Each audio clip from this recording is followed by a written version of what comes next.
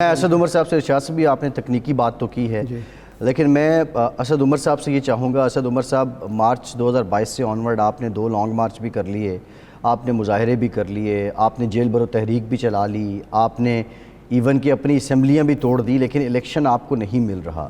کیا اسمبلی تحلیل کا فیصلہ ایک جوا تھا اور آپ ہار چکے ہیں؟ نہیں جی, بالکل جوا نہیں تھا. ہم ایک آئینی ریاست میں زندگی گزار رہے ہیں. یہاں پر ایک آئین ہے جس کے مطابق قانون بنائے جاتے ہیں اس ملک سے, اور اس قانون کے مطابق سب نے زندگی گزارنی ہے. اور جو تفریق میں کروں گا, آپ مارچ یا اپریل 2022 سے جو ہماری جدوجہد چل رہی تھی, اس میں ہمارا ایک مطالبہ تھا. ہمارے خیال میں ملک کی بہتری کے لیے ایک جلد الیکشن کی ضرورت تھی. لیکن جب ہم نے اسمبلی تحلیل کی تو اب یہ ہمارا مطالبہ نہیں رہ گیا. اب بات تحریک انصاف کی نہیں رہ گئی, اب بات ہو گئی پاکستان کے آئین کی. پاکستان کے 22 کروڑ لوگ جس طریقے سے زندگی گزارتے ہیں, یہ اس کے اوپر بات آ گئی. آئین کیا چیز ہے, اور اگر آئین نہ ہو, اگر حکومتوں کے پاس یہ اختیار ہو کہ آئین کی کس بات کو وہ مانیں گے اور کس بات کو نہیں مانیں گے, تو آپ کا اس وقت جو حق ہے یہ ٹیلی ویژن پروگرام کرنے کا, اس پہ اپنے خیالات کا اظہار کرنے کا, یہ حق بھی آپ کو وہی آئین دے رہا ہے. آپ کو روزگار کا, آپ کو تمام جو حقوق ہے آپ کی زندگی گزارنے کے لیے آپ کو جو چاہیے وہ اسی آئین کے ذریعے آتے ہیں. اور صرف یہ اب معاملہ الیکشن کا نہیں رہ گیا, الیکشن کو تو ہے, اولین معاملہ الیکشن کا ہے, لیکن اگر ہماری عدالتوں نے یہ اجازت دے دی کہ حکومتوں کو یہ اختیار حاصل ہے کہ آئین کو جب چاہے فالو کریں, جب چاہے نہ کریں, سپریم کورٹ کا جو حکم ماننا وہ مان لیں, اور جس حکم کو نہ ماننا چاہے اس کی حکومت عدولی کر دیں, تو یہ تو پورا معاشرتی نظام ہمارا جس کے اوپر بنا ہوا ہے, پورا سیاسی نظام جس کے اوپر بنا ہوا ہے, وہ ساری جو آپ کی عمارت ہے وہ عمارت ہی زمین بوس ہو جائے گی. پھر تو بچے گا پیچھے کچھ نہیں. اچھا جی صحیح.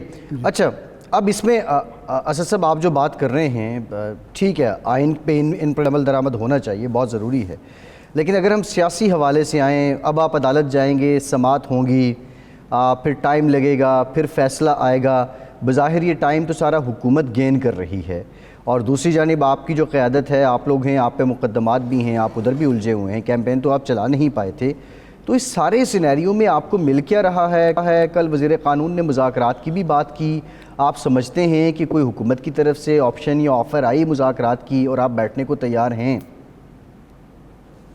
دیکھیں, ہم تو بہت, یہ نئی بات نہیں ہے, ہم بہت عرصے سے یہ بات کر رہے ہیں کہ پاکستان ایک شدید ترین بحران کا شکار ہے. میری اپنی ذاتی رائے یہ ہے, جس کا میں بار بار اظہار کرتا ہوں, کہ 1971 کے بعد سے اتنا بڑا بحران پاکستان نے دیکھا ہی نہیں. پاکستان میں ایک ہی وقت میں آپ کے پاس جتنا بڑا سیاسی بحران, جتنا بڑا معاشی بحران آیا ہے, اور وہ معاشی بحران, اس کی اگر اجازت دیں گے ذرا سا آگے بات کریں گے, کہ جو مہنگائی ہر ہفتے ایک نیا ریکارڈ قائم کر رہی ہے, یہ پاکستان نے کبھی تاریخ میں ایسی مہنگائی نہیں دیکھی. اس کی وجہ سے معاشرے کے اندر جو انتشار پیدا ہونا ہے وہ اللہ جانتا ہے کہ ہمیں کس طرف لے کے جائے گا. ان تمام چیزوں کو سامنے رکھتے ہوئے ہم ہمیشہ سے کہتے رہے ہیں کہ حل یہاں سے نکلنے کا ہے ایک نیا الیکشن. اس کے لیے اگر حکومت بات چیت کرنے کو تیار ہے, یا حکومت چاہتی ہے کہ اس کے ساتھ ساتھ کچھ اور بھی بات چیت اس کے ساتھ کی جائے, تو ہم تیار ہیں اس کے لیے. لیکن ظاہر ہے ہم حکومت کے ساتھ بیٹھ کے اب یہ ڈسکشن تو نہیں کر سکتے کہ پی ایس ایل بھی ختم ہو گیا تو اب اس کی بھی بات چیت نہیں ہو سکتی, موسم بارش ہو رہی ہے اس کی بات چیت ہو سکتی ہے, گندم کی فصل کے لیے اچھا نہیں ہے. لیکن اگر آپ سنجیدہ گفتگو کرنا چاہتے ہیں, ملک کے جو حالات ہیں ان کو اس انتشار سے نکالنے کے لیے کچھ کرنا چاہتے ہیں, تو ہمارے خیال میں الیکشن کا ایجنڈا پہ ہونا اس گفتگو میں. اس کے علاوہ اگر حکومت کوئی اور بات چیت کرنا چاہتی ہے وہ بھی ڈال دے, بالکل ہم بات چیت کرنے کے لیے تیار ہیں, اور یہ عمران خان صاحب بھی کہہ چکے ہیں, اور یہ ہماری عرصے سے یہ پوزیشن ہے. اچھا اسد عمر صاحب, یہ فرمائیں کہ یہ جو اتنا بڑا رسک الیکشن کمیشن نے اور حکومت نے اور دوسرے اداروں نے لیا ہے, اس کی وجہ محض عمران خان کی اور تحریک انصاف کی پاپولیرٹی ہے؟ صرف شکست کے خوف سے یہ سب کچھ ہو رہا ہے؟ ماضی میں تو ایسا کبھی نہیں ہوا کہ کسی پارٹی نے شکست کے خوف سے الیکشن ملتوی کرائے ہوں. پہلے بھی پیپلز پارٹی بھی شکست کھاتی رہی ہے, مسلم لیگ نون بھی کھاتی رہی ہے. اور کیا یہ فیصلہ الیکشن کمیشن اور حکومت کا ہے, یا کوئی اور بھی اس کے مقاصد ہیں الیکشن کو اس کو ملتوی کرنے کے؟ دیکھیے اس کے اندر شاہ صاحب پیاس آرائی تو بہت ہوتی ہے. میں اس پیاس آرائی کے اندر جانا نہیں چاہتا کہ اور کیا اس کی وجوہات ہو سکتی ہیں، لیکن یہ تو بالکل واضح ہے نا، یہ تو سامنے نظر آ رہا ہے کہ جو عمران خان کی مقبولیت کا خوف ہے. اور میں آپ کو بتاؤں کہ ابھی ہمارے ایک سینئر رکن ہے ہماری پارٹی کے، وہ کہیں شادی پہ گئے ہوئے تھے، تو وہاں پہ اور مسلم لیگ نون کے بھی کچھ لوگ بیٹھے تھے، تو ان سے یہی بات ہوئی. انہوں نے کہا کہ یار تم مجھے بتاؤ کہ تم 4 مہینے آگے الیکشن لے جا کے کیا کرو گے؟ تو 4 مہینے میں تو عمران خان کی مقبولیت نہیں ختم ہونے والی. انہوں نے کہا ہم ان سے آگے، اس سے بھی آگے لے جائیں گے. تو انہوں نے کہا اچھا 2 سال کے بعد بھی اگر عمران خان مقبول ہوگا تو پھر کیا کرو گے؟ انہوں نے کہا پھر ہم آگے لے جائیں گے. سو اس وقت تو وہاں پہ یہ ذہن بن چکا ہے، اور کئی لوگ سنجیدہ لوگ یہ بھی کہتے ہیں کہ مسلم لیگ نون یا کم سے کم نواز شریف صاحب کا ماننا یہ ہے کہ حالات اگر اس طرف چلے جائیں، ایک غیر آئینی رستے کے اوپر ہم چلنا شروع ہو جائیں اور اس کی وجہ سے نظام ہی ختم ہو جائے، تو وہ بہتر ہے بنسبت الیکشن کرا کے عمران خان کو حکومت دینے سے. نہیں، اس کا مطلب ہے کہ نواز شریف صاحب اور زرداری صاحب اور باقی لوگ جو ہیں وہ مارشل لا کا راستہ ہموار کر رہے ہیں، غیر جمہوری مداخلت کا راستہ ہموار کر رہے ہیں صرف اپنی شکست سے بچنے کے لیے. دیکھیں جب انہوں نے آئین توڑنے کا فیصلہ کر لیا، اور اس میں کوئی شک نہیں ہے کہ انہوں نے کل یہ جو اعلان ہوا، اس سے آئین کو سیدھا آئین سے انحراف کیا جا رہا ہے. جب آپ آئین سے انحراف کر ہی گئے تو کتنا انحراف جو ہے وہ جائز ہے، حلال ہے، اور کتنا حرام ہے، وہ تو پھر کوئی اس کی حد نہیں ہے نا. تو انہوں نے اگر یہ اس کی راہ ہموار کرنے کے لیے نہیں کیا ہے تو کم سے کم وہ یہ خطرہ مول لینے کے لیے ضرور تیار ہے.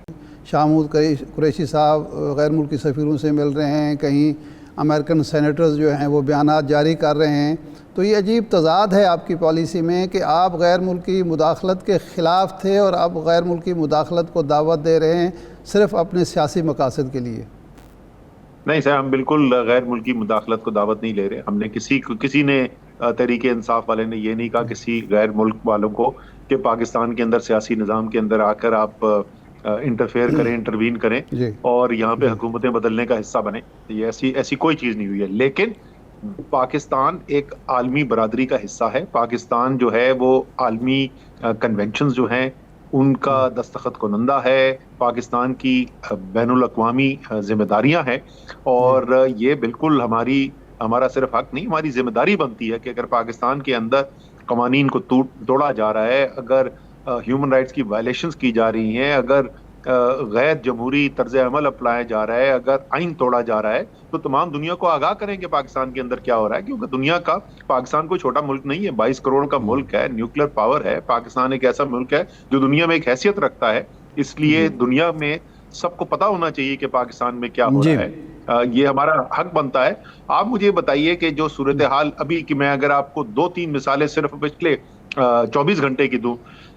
13 سال کے لڑکے کو اسلام آباد میں گھر سے اٹھا لیا جاتا ہے، اور اس کا قصور یہ تھا کہ اس کے گھر کے اوپر تحریک انصاف کا جھنڈا لگا ہوا تھا، اور اس کو کہا گیا کہ جھنڈا اتارنا ہے، اور اس نے کہا میں تحریک انصاف کا جھنڈا نہیں اتاروں گا. 13 سال کا بچہ پولیس کی کسٹڈی کے اندر اس وقت ہے، اس کو اٹھا کے لے جایا گیا. اس سے پہلے ہمارے اسلام آباد کے صدر کے بیٹے 12-13 سال کے بچوں کو پولیس اٹھا کے لے گئی تھی. حسان نیازی وکیل آج تک کبھی بلوچستان نہیں گیا. بلوچستان میں پرچہ کٹوا کے یہاں سے اٹھوایا، پرچہ بنوایا جب وہ کورٹ کے عدالت کے اندر بیٹھا ہوا تھا، اس ٹائم کا پرچہ بنوایا پہلے جعلی، اس پہ اٹھایا، اب اس کو بلوچستان اٹھا کے لے گئے.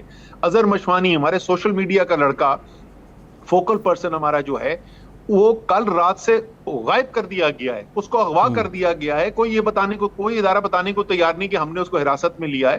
جب ملک کے ایسے حالات ہو جائیں تو آپ کے ملک کی بدنامی دنیا میں ہوگی، خبر پھیلے گی. عمران خان ایک بڑا نام ہے، اگر عمران خان کے ساتھ لیکن اسد عمر صاحب، دنیا میں آپ کی خبر بنے گی.